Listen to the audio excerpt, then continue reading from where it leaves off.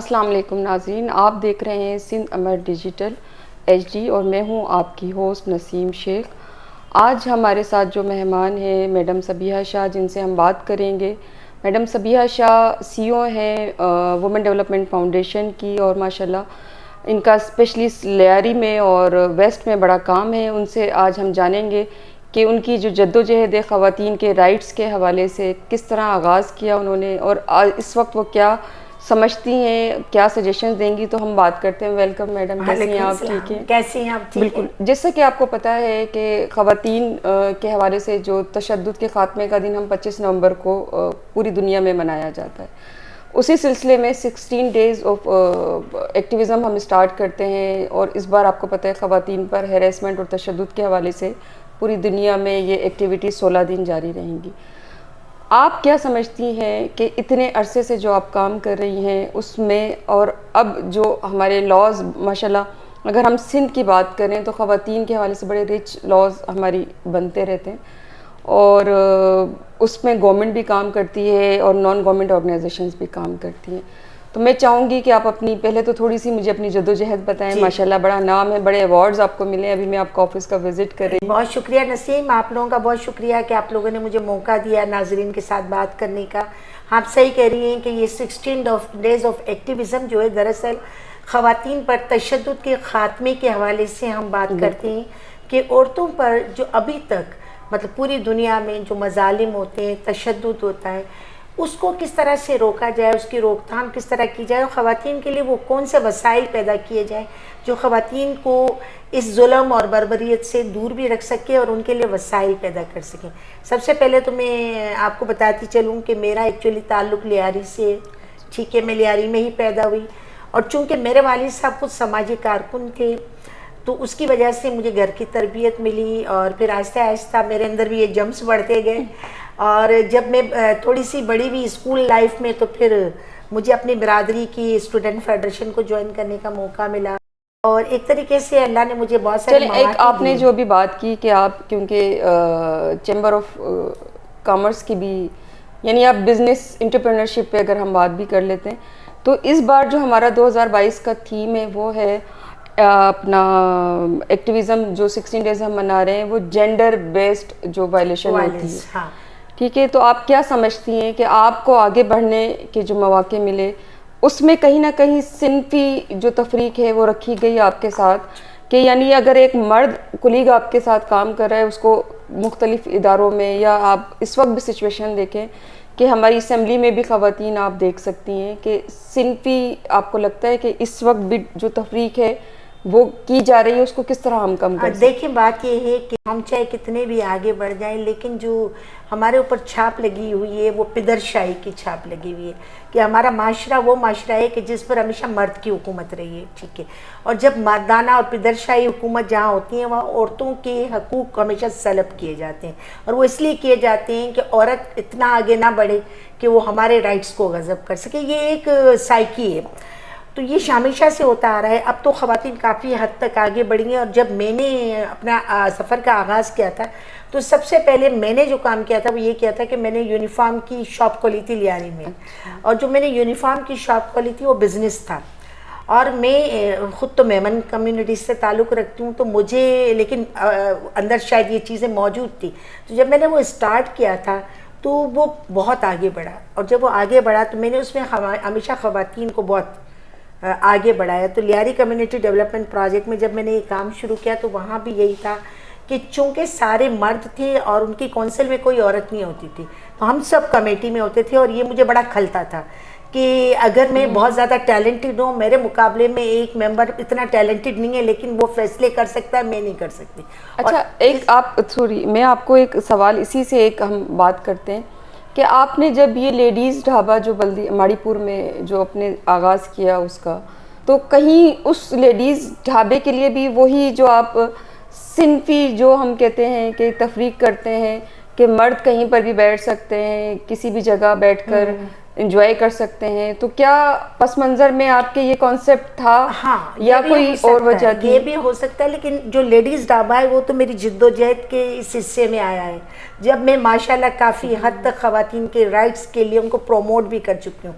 जब जो यूनिफॉर्म की शॉप से अगर मेरी आप उसका अंदाज़ा लगाएं, तो उसके बाद मैंने ख़वातीन के विमेन एंड वायलेंस को रोकने के लिए बाकायदा वहाँ पर पावला के साथ मिलकर वकील बिठानी शुरू की थी। उनके केसेस भेजे हमने मुख्तलिफ जगहों पर। फिर ख़वातीन की ट्रेनिंग, मैंने खुद बहुत सारी ट्रेनिंग्स की, ख़वातीन को ट्रेनिंग्स ली, फर्स्ट वुमेन बैंक की ब्रांच खुलवाई लियारी में, ठीक है, और बहुत सारे ट्रेनिंग प्रोग्राम मैंने बाहर भी किए और कराची और पाकिस्तान में भी किए। अच्छा, ये आप मुझे ये बताएं कि ये जो अभी क्लाइमेट चेंज की वजह से जो फ्लड आया, फ्लड में बहुत सारी ख़वातीन जो हैं वो भी बाकी लोगों की बनिस्बत सारे लोग ही मुतासिर हुए, लेकिन जो ख़वातीन हैं वो ज़्यादा मुतासिर होती हैं, उनको घर से बाहर आना पड़ता है, उनकी सेफ्टी और सिक्योरिटी के इश्यूज़ होते हैं, उनके हैरेसमेंट के केसेस बढ़ जाते हैं। हमारे यहाँ तो आपको पता है डोमेस्टिक वायलेंस ही बहुत होता है ख़वातीन के साथ, ना कि वो रोड पर अगर रह रही हैं फैमिलीज़ के साथ। तो आप, मैं आपको बताऊं कि ये सिर्फ फ्लड की बात नहीं है, मैं जो आम रोज़मर्रा में ख़वातीन के साथ काम करती हूँ, तो देखिए आप किसी की आवाज़ को रोकें वो भी जुल्म है। यानी एक बच्ची चाहती है मैं स्किल लूँ लेकिन उसको नहीं लेने दिया जाता, एक बच्ची चाहती है मैं तालीम हासिल करूँ, उसको मना कर दिया जाता। इवन मैं आपको बताऊँ कि मारीपुर के एरिया में बच्चियों की शनाख्ती कार्ड नहीं बने हुए, और कुछ पठान फैमिलीज़ हैं हमारी उस तरफ रहती हैं, उनमें ये भी ऑर्डर नहीं है कि उनकी ख़वातीन जो शादीशुदा हैं वो भी शनाख्ती कार्ड बना सके। इससे बड़ा जुल्म क्या होगा कि आपकी मुल्क की शनाख्त रोक ली जाए और आप वोट देने के भी काबिल ना रहे। ये जो ढाबा है इसके पस मंज़र में बहुत सारी कहानियाँ हैं मेरे पास, कि हमने जब ख़वातीन के लिए मैंने काम करना शुरू किया, तो जो बात मैं आपको पिछली बता रही थी मैं उससे उस बात को कनेक्ट करती हूँ कि जब मुझे एहसास हुआ कि मेरा डिसीजन मेकिंग पर राइट नहीं है, तो इस बात ने मुझे मजबूर किया वुमेन डेवलपमेंट फाउंडेशन बनाने पर, कि मैंने अपनी एक अलग ऑर्गेनाइजेशन बनाई। मैं इसकी फाउंडर भी हूँ और सीईओ भी हूँ। और जिस वक्त मैंने बनाई तो मुझे सब ने कहा सबिया तुम कुछ भी नहीं कर पाओगे, मैंने कहा था कि मैं करके दिखाऊंगी, और मैंने करके दिखाया कि ये तकरीबन 2004 में बनी है, और इतने सालों में माशाल्लाह माशाल्लाह कराची की एक बहुत अच्छी ऑर्गेनाइजेशन के तौर पर मौजूद है। और पाकिस्तान से भी और इंटरनेशनली भी मैं गई हूँ, बाहर भी विजिट्स किए हैं मैंने, और मुझे बहुत अच्छा प्रमोशन मिला है। तो मैं ये कहती हूँ कि औरत करना चाहे तो बहुत कुछ भी कर सकती है। और एक बात इसी नोट पर हम एक छोटा सा ब्रेक लेंगे। ब्रेक के बाद आएंगे तो मैडम सबिहा के साथ हमारे जो ख़वातीन के राइट्स हैं, उन पे जो हैरेसमेंट की मुख्तलिफ अक़साम हैं और जेंडर बेस्ड वायलेंस पे हम मज़ीद इस गुफ्तगू को जारी रखेंगे। तो एक छोटे से ब्रेक के बाद आपके पास आते हैं। वेलकम बैक नाजरीन, और हम अपनी गुफ्तगू के सिलसिले को जारी रखेंगे। मैडम, अभी कुछ दिनों पहले एक हम भी हैं के नाम से कोलिशन बना है, कोलिशन फॉर इंक्लूसिव पाकिस्तान, जिसमें ख्वाजा सरा और ख़वातीन और अफराद बाहम माज़ूरीन के लिए भी काम कर रहे हैं, जिसकी आप कन्वीनर भी रही हैं। और आपने उस पर जो कानून साजी है जिसमें अब ख्वाजा सरा और अफराद बाहम माज़ूरीन लोकल गवर्नमेंट में भी एक रिज़र्व सीट ले ली है, माशाल्लाह बड़ी अच्छी कामयाब जो है आप लोगों की वो एडवोकेसी रही है। उस सिलसिले में आप मुझे बताएं कि अब अगर ख्वाजा सरा वुमेन की अगर हम ट्रांस वुमेन की बात करें, तो आपका क्या एक्सपीरियंस रहा है कि वो हम ख़वातीन तो वैसे ही पिसी हुई हैं, लेकिन ये और ज़्यादा डिप्राइव ट्रांस वुमेन होती है, तो आपके इनके बारे में भी क्या चीज़ें? और आप बिल्कुल, मैं बताती हूँ आपको कि हाँ, हम ख़वातीन तो बाकी में, लेकिन अब हम ख़वातीन ने अपने आप को मनवाना शुरू कर दिया है, और अब हम पैरेलल आ गए हैं, मेन स्ट्रीम में आना शुरू हो गए हैं। हमारे पास असम्बलीज में सीटें भी हैं, बल्कि मैं तो कहती हूँ कि भाई हम तो बड़ा फ़ख्र करते हैं कि हमारे मुल्क की वज़ीर आज़म 2 मरतबा औरत रही है, तो बड़े फ़ख्र की बात है हमारे लिए। बात यह है कि ये जो तबका है, इस तबके को तो चूँकि शुरू से जो है वो हम में से एहसास ही नहीं था कि ये हम में से हैं, इनको तो हमने हमेशा अलग थलग रखा। हालांकि देखें ये भी खुदा की मखलूक हैं, हम इंसानों में से हैं, इनके साथ जो कुछ भी है वो कुदरत की एक बात है, लेकिन हमें इनको इनके राइट्स देने चाहिए। इनका तालीम पर भी हक है, इनका सेहत पर भी हक है, इनका रोज़गार पर भी हक है। और अब तो इनमें से देखें डॉक्टर, वकील, मतलब सलाहियतें तो सबके अंदर होती हैं, सलाहियतें इनके अंदर भी मौजूद हैं, और इनमें से लोग निकलना शुरू हुए। हम भी हैं के तहत हमने ये कोशिश की कि इनको भी माशरे का एक फ़ाल फ़र्द बनाया जाए। इनके जो मिसकंसेप्शन है इनके लिए कि ये सिर्फ सेक्स वर्कर बन सकते हैं या डांस गाना कर सकते हैं, इसके अलावा भी इनकी ज़िंदगी है।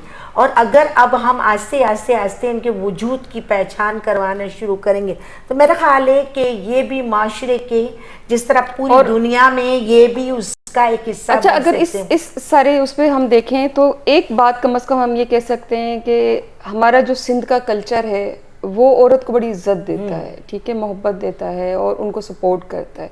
जिस तरह बात करें कि आपने शुरू में बताया कि आपके फादर की आपको बड़ी सपोर्ट रही है, और सिंध की एक अगर हम ख़ास बात करें कि वो अपने जो सकाफ़ती कल्चर है उसके साथ भी जुड़ा हुआ है।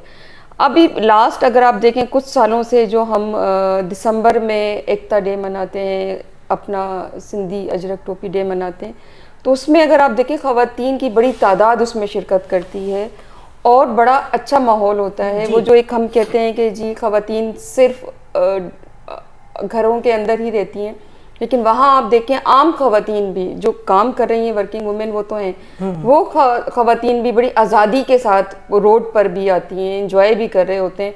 तो आपको लगता है कि सिंध का कल्चर ख़वातीन को मज़ीद एम्पावर करता है और कर सकता है, या शायद इस धरती की वजह से ही आप और हम जैसे लोग जो यहाँ पर हैं वो आगे हैं? क्या कहना चाहिए? देखिए, सिंध के कल्चर की अगर आप बात करते हैं तो हम सिंध को कहते हैं धरती माँ। तो लफ्ज़ क्या आता है? माँ, और माँ एक औरत से मंसूब है, कहीं बाप का लफ्ज़ नहीं आता। हम हमेशा धरती को माँ के नाम से पुकारते हैं, ठीक है। तो इसका मतलब है हमारे नज़दीक उस औरत का जो माँ का रूप है उसका कितना बड़ा दर्जा है कि हम अपनी धरती को माँ कह के उसके लिए सब कुछ कुर्बान करने के लिए, उसके बाद जब हम अपनी माँ का नाम लेते हैं, उसका जिक्र करते हैं, तो शायद उससे बढ़कर बड़ा मुकद्दस रिश्ता हमारे नज़दीक कोई नहीं होता। फिर सिंध का एक कल्चर है कि उसके पास अगर कोई औरत बहन की शक्ल में आ जाए तो उसके सर पर हाथ रखकर लड़ाइयाँ भी माफ़ हो जाती हैं। ये सिंध का कल्चर है। तो हम अगर सिंध के कल्चर की बात करें तो मैं ये कहती हूँ कि सिंध के कल्चर की इतनी खूबसूरतियाँ हैं कि वो औरत के लिए हमेशा तहफ़्फ़ुज़ फराहम करता है। वो कभी भी किसी, अब देखें आप कहीं चले जाएँ, आपको अदी लफ्ज़ जो है इसका मतलब है कि एक बहुत ही मतलब जो है पाकीज़ा लफ्ज़ कि आपको बहन कहकर आपके सर पर अजरक डाल दी और आपको इज्जत दे दी। तो सिंध का कल्चर हमेशा बहुत अच्छा रहा है, बहुत अच्छा रहा है और हमें मुजाहरे भी देखने को मिलते हैं। लेकिन इसी की अगर हम पैरेलल बात करें कि हमारे यहाँ जो ख़वातीन के हवाले से अगर हम बात करते हैं तो हैरेसमेंट के केसेस में ज़्यादा जो है वो देखने को भी मिल रही हैं चीज़ें, कि उसकी जो फिगर्स हैं वो बता रही हैं, इशारिया बता रहे हैं कि तशद्दुद में इजाफा भी हो रहा है। तो अगर इस तरह की एक्टिविटीज़, पॉजिटिव एक्टिविटीज़ किस हद तक आप समझती हैं कि फ़ायदेमंद होती हैं, इस तरह की जो चीज़ें हैं उनको कम करने के लिए? मैं एक बात समझती हूँ नसीम कि पॉजिटिविटी होनी चाहिए, क्योंकि उससे जो है हमारा कद काठ भी बढ़ता है और उस पॉजिटिविटी की वजह से माशरे के अंदर से जो मनफी असरात होती हैं वो भी ख़त्म होते हैं। लेकिन हाँ, एक बात मैं ज़रूर समझती हूँ, हम औरतों को भी समझने की ज़रूरत है कि उस पॉजिटिविटी का नाजायज़ फ़ायदा ना उठाएं, ठीक है, कि उसको इतना ज़्यादा हम जो है मतलब माहौल को ख़राब करने की जो उसकी आड़ लेकर कोशिश करते हैं।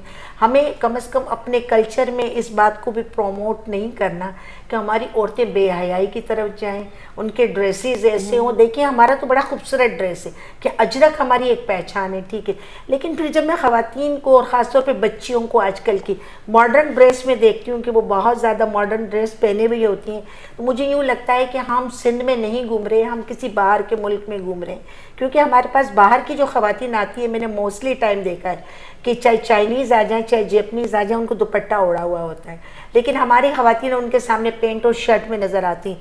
तो हम अपने कल्चर को अगर प्रमोट करने की बात करते हैं तो उस कल्चर की हमें नज़ाकतों को भी देखना होगा और उसकी खूबसूरतियों को भी उजागर करना होगा। चलें, बहुत ज़बरदस्त हमारी आज की गुफ्तगू रही। मैं अब चाहूँगी कि आप ख़वातीन के हवाले से, क्योंकि माशाल्लाह 30-35 साल से आप स्ट्रगल कर रही हैं, ख़वातीन के राइट्स के लिए काम कर रही हैं, और लियारी जैसे इलाके से आपने उस ज़माने में काम स्टार्ट किया जब ख़वातीन बाहर भी नहीं आती जी थी। बिल्कुल।